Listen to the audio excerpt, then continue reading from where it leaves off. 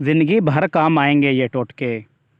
अगर दिल की नलियां बंद हो जाएं तो दही में चुकंदर मिलाकर खाओ। नमूनिया बुखार हो तो तोरी और शलजम का सालन खाओ।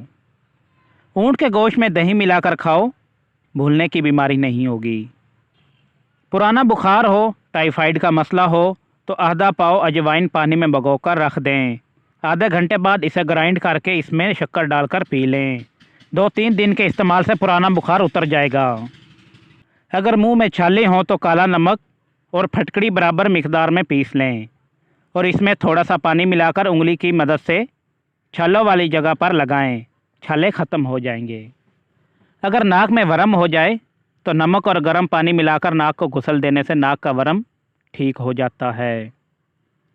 अगर सर में ज़ख्म हो तो मेहंदी लगाने से सर के ज़ख्म में आराम आ जाता है। वीडियो पसंद आए तो वीडियो को लाइक और चैनल को सब्सक्राइब करें।